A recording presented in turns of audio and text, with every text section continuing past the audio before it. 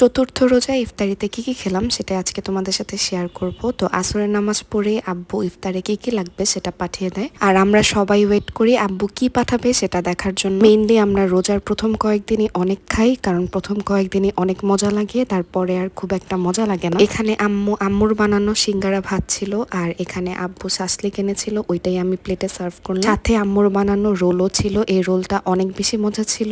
তো যাই হোক, এটাই হচ্ছে আজকে আমাদের ইফতার। এখানে অনেকগুলো ফল ছিল, এখানে ছিল তরমুজ, মালটা, নাশপাতি, পেয়ারা ছিল, তারপর কলা ছিল, বাঙ্গি ছিল, পেঁপে ছিল, আনারস ছিল, আর ম্যান্ডেটরি খেজুর তো থাকবেই। আর এখানে একটা পরোটা ছিল, যেটা আমরা রোজার দিনে প্রত্যেক দিন খাই, আমি আগের ভিডিওতে বলেছি কয়েকবার। এগুলার সাথেও বেসিক যে ইফতার থাকে সেটা তো ছিলই আলুর চপ, বেগুনি, পেঁয়াজু। আর এই রোজার দিনে আমাদের বাসায় এই দই চিড়াটাও অনেক বেশি খাওয়া হয়, কারণ আমাদের সবারই এই দই চিড়াটা অনেক বেশি পছন্দ। আর এটা মজা লাগার কারণ হচ্ছে এটার মধ্যে আম্মু অনেকগুলা দই দেয়, সাথে একটু লবণ আর অনেকগুলা চিনি। দই চিড়াটা খেতে খুবই মজা লাগে, আমি এটা মাঝে মাঝে সেহরির সময়ও খাই। তোমরা কারা কারা দই চিড়া পছন্দ করো অবশ্যই আমাকে কমেন্টে জানাবে। তো এটাই ছিল আজকে আমাদের ইফতার, আর সবার লাস্টে তারাবির নামাজ পড়তে পড়তে ডাবের পানি তো মাস্ট। তো that was it for today. Thank you so much for watching.